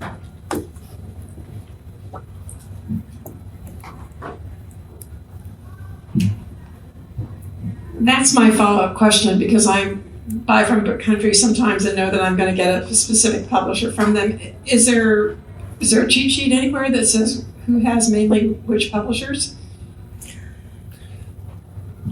It's a really good question. There isn't, but sometimes especially in the past few years, there's been consolidation in a sense in the wholesale remainder return business. So some publisher you might have received from me might have gone to a publisher to another wholesale elsewhere. So it's kind of ever changing. So unfortunately there is not.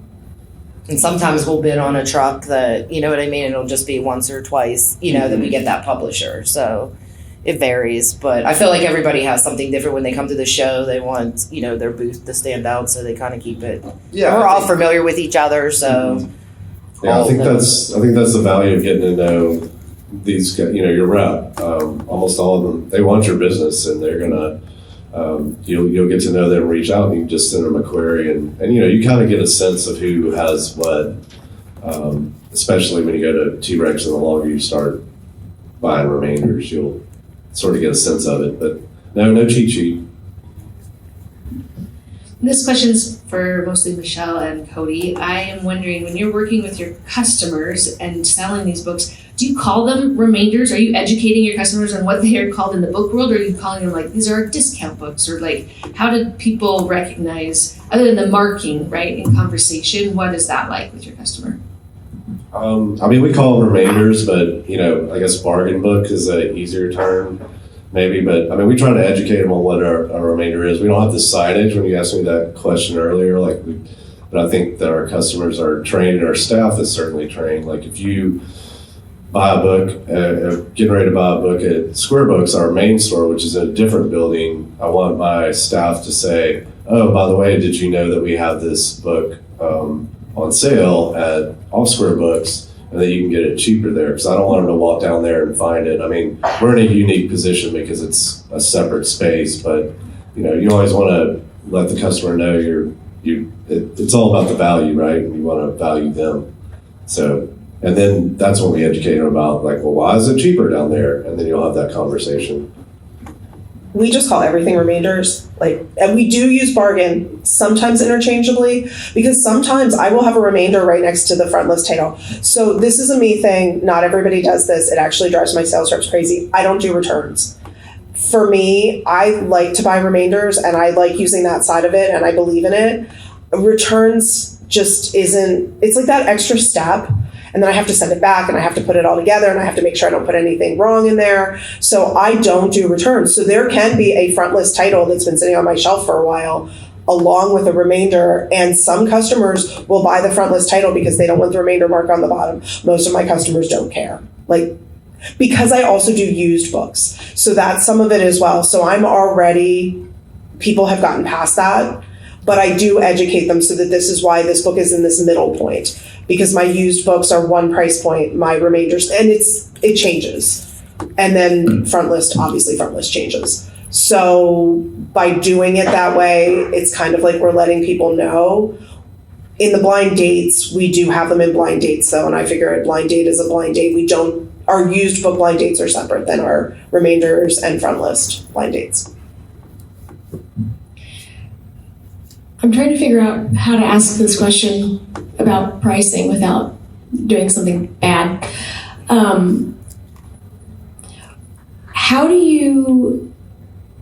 What's your formula for pricing these books? Is it based on the cover price? Is it based on the price that you pay? Part of the reason that I ask this question is because a lot of the books that we get as remainders are, for example, UK editions that don't have US prices on them. And so it is hard to use a discount model to price them. And so we've been kind of playing a little bit. We also do both new and used books as well as remainders. So we're trying to figure out how to price these books so that they're fair to the customer, but we're also getting a good margin on them. I was going to say, generally we do a percentage of what the list is. It just depends on the publisher. And I would say, trying to be concise but also vague, I guess. Everybody's a little different. I think it depends. I would say for what our net price is for the book, I'd want to double, triple my money on it, and then maybe add $1 for cost of shipping. But it can fluctuate tremendously. I think I mentioned previously too, I think one of the things is with foot traffic, you have to try to determine, are you more focused on volume, selling more copies, or are you trying to make the biggest margin out of it? And I think it's ultimately trying to maybe test some price points too. Let me add one thing to my question before the booksellers answer. Part of the reason that I'm asking this is because we have previously been doing it based on the price from the remainder warehouse, like to try and double or triple it. But often your prices are good enough that it doesn't hit our used book formula. Like it's lower than a used book price if we use that. Mm-hmm. So for me, I do a straight percentage, mainly because I don't want to mess around with what I paid for it. It's what I consider it to be worth. So because of antitrust laws, I can't tell you what percentage I use, but I have a percentage. It's also easier for me, but that also meant it messed up that palette. Because that palette, I was still doing that percentage, which is one reason I still have so much of that palette left. Because those books were really expensive, what's left. So when I use my percentage, it makes them still so expensive. Whereas most of what I buy is trade paperback, as I mentioned. So trade paperbacks, those are pretty clear prices. Like we all know what frontlist trade paperback is now up to. You know, that when I started doing this frontlist trade paperback, and I think we can say this because this is historical data, frontlist trade paperbacks were going for like $12.99 to $14.99 when I started doing this. Now frontlist trade paperback is $18.99 to $24. So that changes dynamics, and that's also pricing people out of the market. That is one other reason to do remainders, is when you have customers that cannot afford a $20 trade paperback. This is a way to make things more accessible at different price points. And you can do your own math and pick something that can make stuff more accessible for your customers. Cody? Yeah, we do it like you do, where we take the price from the remainder house and then, adjust from that and adjust with shipping. But it really depends on the title. I mean, there's other titles that will, like if you were mentioned a British edition, I'll just, whatever the ballpark is or translate it, and that'll be the list price. But we don't do a percentage, but I will sell a lot of books at a higher price. If it's a book that we're selling for, $18 in paperback new down the street, I might sell that significant, and I'm selling tons of copies, I might sell that significantly more as a remainder because I know I can get it. People are already paying list price for it at the other store. Art books, books that have local ties, whether it's subject or author. So, I think you can play around with it. The great thing about remainders is, like we were talking about that skid, if it doesn't work, you just reduce it further. Maybe you're just going to eat it on that one, but you're going to make it up on the one that's a success or the titles that are a success. So again, I don't know, that's kind of vague, but just play around with it, have fun, what the market can bear.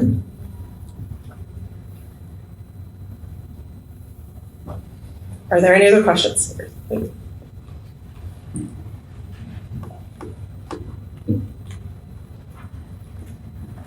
Hi, thank you for being here.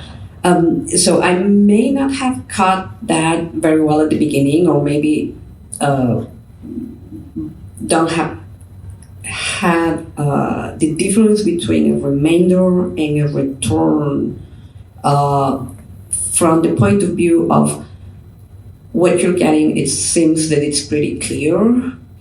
And this is the part that maybe I didn't catch. One of them is marked, the other one is not marked. Mm-hmm. Yes, so remainders are titles that are out of stock, so you're not going to be able to receive them from the publishers, so it's basically their last chance for romance. And they get sent out on lists where we bid on them, and they don't have the mark. That's kind of the swan song. And returns are the titles that are coming from you guys, going back to the publishers, and we'll get them by the trailer load. They'll have a mark on it to indicate that it's returned, so that if you buy it back from me to you, that you're not able to return it to the publisher. And a follow-up question. When you are looking through the web page, is there a way for us to know what is a remainder and what is a return? There is not. I would say primarily 90% of what we have are returns. So when we sell it to people, we say to, we have a remainder mark. It's going to have a remainder mark for the most part. Thank you. I always just assume there's going to be a remainder mark, and if there isn't, I'm like, wow, how'd that happen? And it's as simple as that.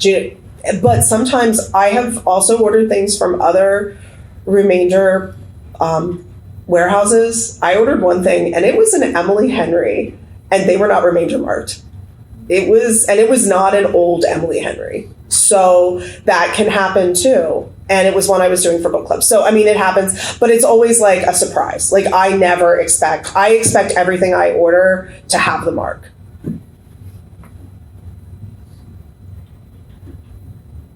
Hey, so just specifically just saying Nat Geo, because it's, something we've all seen.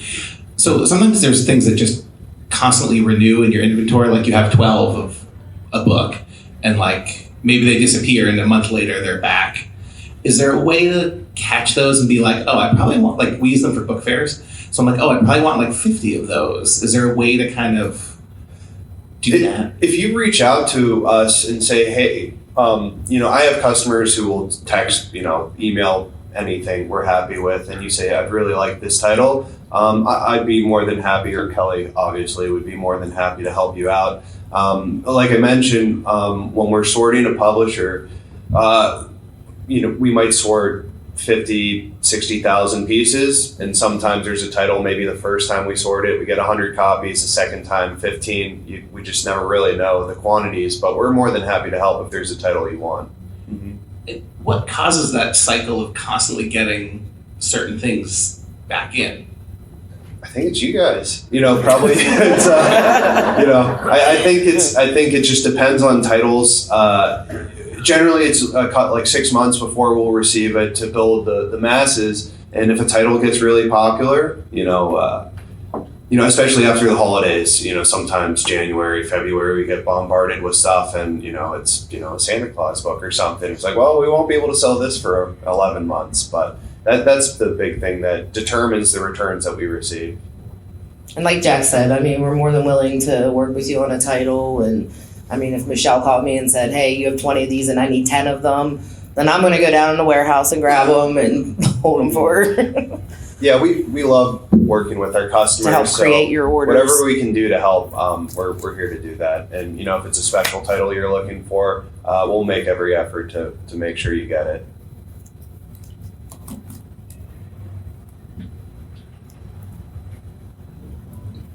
Hello. I kind of have a two-part question, one for the bookstores and then one for Book Country. So the bookstores, do you guys work with children's remainders at all? And then for the Book Country folks, is there a difference in how you source or sort those? So I do, and in fact, since I do used books, I have tons of used kids books, but I don't like used board books. It skeeves me out. It's a personal thing. The very idea that the child was chewing on the book means I don't want another child chewing on that book. So I buy almost all of my board books from Book Country, a little bit from Frontlist, but mostly from Book Country. The problem with me and children's books is I don't have a good display in my new book section for children's books. So we do have a lot from Book Country right now. They actually did well at the book fair for adults. I wasn't planning to take any kids books because I'm like, this is book fair for grown-ups. And here the kids table did really well, and we had to go back and get another couple boxes for the kids table. So I do kids as well, and it's a great way to get really cool kids books.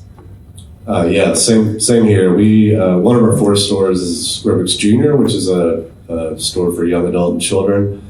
A lot of seasonal books, or maybe books on Martin Luther King, or if that's a certain teacher, we know they're going to teach that book all the time. We also have a kids book club, and so we'll look to source those. And yeah, kids books are great for remainders, and well done.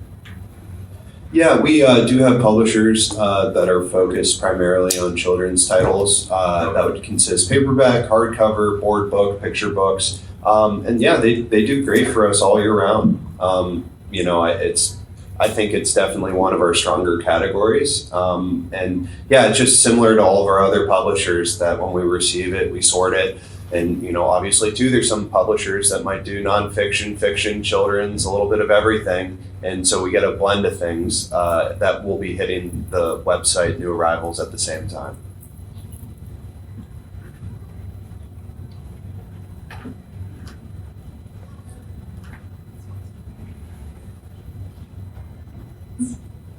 Hi there. I have two questions. One is, are we able to use our own shipping accounts? Yes. Okay. And then my second question, I missed the first 5 minutes, maybe this was mentioned, but I'm curious if you sell to the bad place.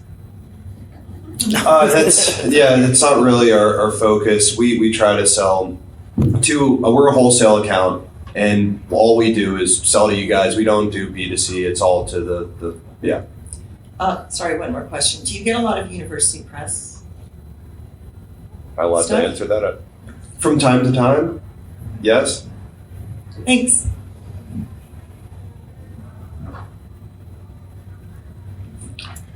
Now that the cat's out of the bag, I also missed the first 5 minutes. What does 1 to 9 mean? You kept on saying that in the second 5 minutes and thereon, and I was like, I don't know freaking clue what you're talking about. Yeah, that's a really, really small part of what we do. When we sort a publisher, on our sorting floors in our basement, we will take 1 through 9s, and basically we have a big warehouse, but it's not big enough to keep the smaller quantities. So we have certain customers who like to purchase these 1 through 9 skids, and it's basically indicating the quantities that are within these skids we're selling. And, you know, they might be going to people who are opening bookstores or doing events, children's events, that sort of thing. It's like 1 to 9 copies, right? Yeah, 1 to 9, Yes. no more than 9 of one copy. Not conditioned. No.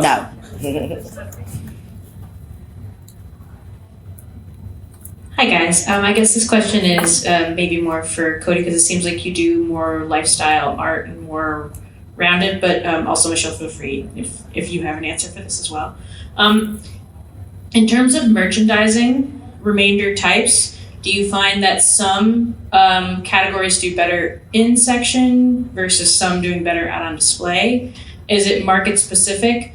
I'm in New York City, so I'm near a lot of colleges as well, so I figured that would be a good place to start asking from, because we do a large percentage, we do have a large percentage of remainders at my location, but I think we're looking to try to find more ways to bring those titles out from the stacks and wanting to target that a little bit more specifically. So thank you for your time. Yeah, we did find kind of exactly what you did. I mean, because we are in that unusual position of having such a large space with the remainders and use, it can't just go on the shelf, but we tend to group,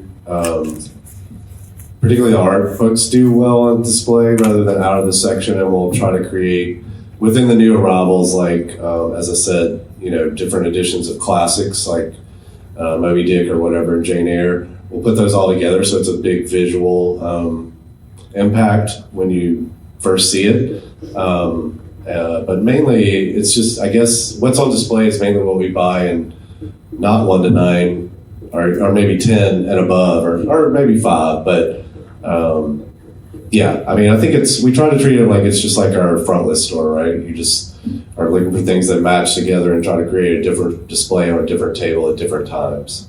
So this is a follow-up to a question that was asked earlier, dealing with remains. So if a bookstore sends a book back to the publisher, and the publisher sends, you buy those books from the publisher, I was under the impression, and this would also include the distributor as well. So I buy a book from Ingram, I send the book back, Ingram will destroy the book or send it back to the bookseller. If I buy a book from the publisher and send it back, is that the source of your remainders? So we work directly with the publisher, but I can't speak on the fact that, you know, there's other people in our industry that might do things differently. I know that there's some that have similar process. I can't speak specifically, but, you know, if they have a bunch of returns, they don't have a contract with somebody to receive those returns, they might send an email out and to a bunch of wholesalers and say, hey, I have 30, 40 skids, maybe send a picture of a top of one and say, make your offer. So. And those books are marked? If they're returns, they should be marked, yes. And so the other scenario is when a publisher takes a book out of print. Those books have never left the publisher's warehouse. You buy those books, they're effectively new. Are those books marked? So those would be considered remainders, and those are not marked. But primarily, we deal with returns. I'd say about 90% of our business. Yeah. Then the returns are marked. Yeah. Okay. And I will say this, so there's certain authors that I work with, and I was like, I will buy everything that is still in your warehouse. This is with a publisher. This was publisher backlist. I was like, I will take everything in your warehouse. That stuff has come through in such worse condition than anything I've ever bought from Book Country. Like, I'm like, oh my gosh, this has been sitting in your warehouse for 7 years and it got tanned somehow and messed up and run over by something. So even though like the ones that are the publisher has now made them out of stock, they are sometimes in worse condition than anything that you would find that was a return. Do you include the titles that you get in your inventory? And if you don't, we use Booklog. So if I receive these into inventory and somehow note that they're my remainder inventory, is that what you do? Or if you do something else, how do you do it? Okay, so this is something I have to learn this time. I literally just throw them into my inventory with my other new books, and they are not marked as being remainders. So yeah, mine are just in inventory. So we created we have a category for science fiction or cooking or whatever, and we use Ibid, but there's 2 categories on there. So we'll make the first category REM for remainder, and then the second category would be cooking or art. And it has a different department number so that we're able to track our remainder sales over time. And then also when I'm replenishing, I'll just put it back on Book Country or whatever vendor I got it from. And we print, as I said, like yellow labels. I think it's Zebra printers, and they just stick on in the lower left-hand corner, very low adhesive. And that's how they're differentiated on the floor. But yes, they're in inventory. So do you still sell them by the ISBN? We do. And if we happen to have the same, if we're still selling as a new book, I'll put an R in part of the 9. So it'll be like R78 blah, blah, blah. And then, yeah, that helps.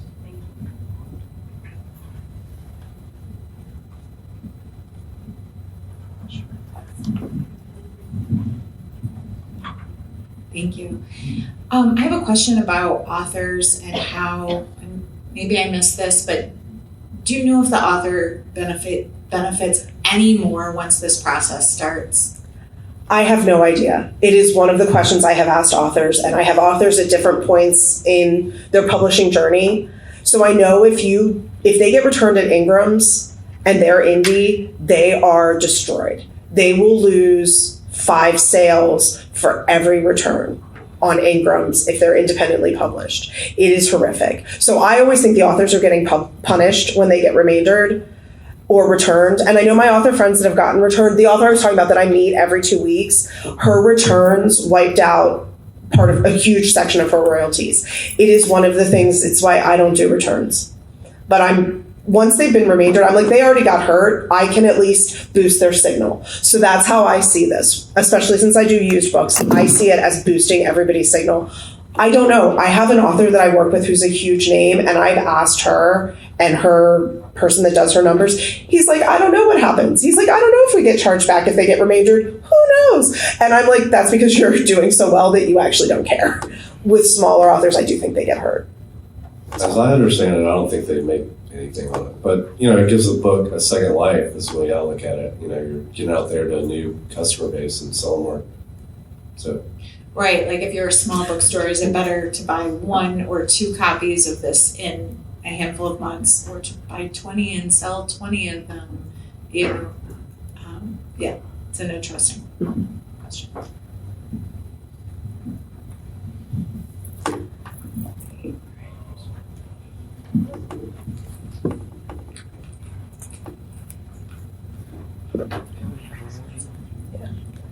Me again, sorry.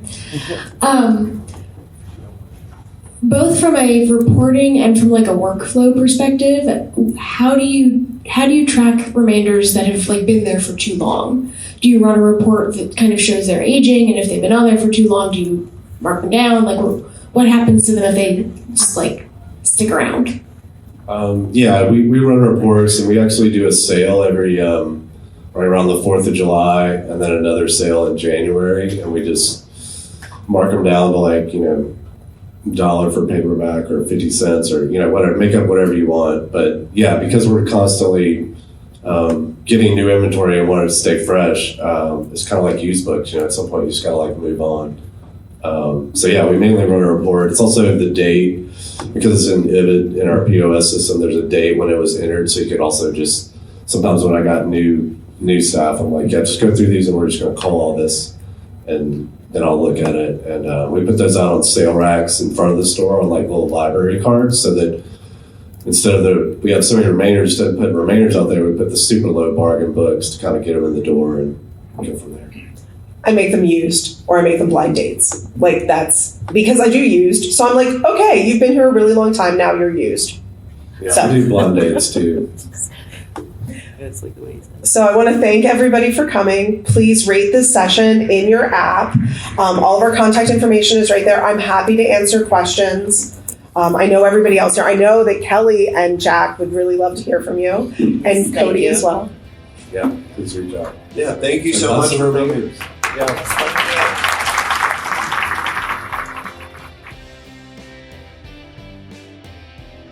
Thank you for listening to Booked, the bookstore education podcast brought to you by the American Booksellers Association.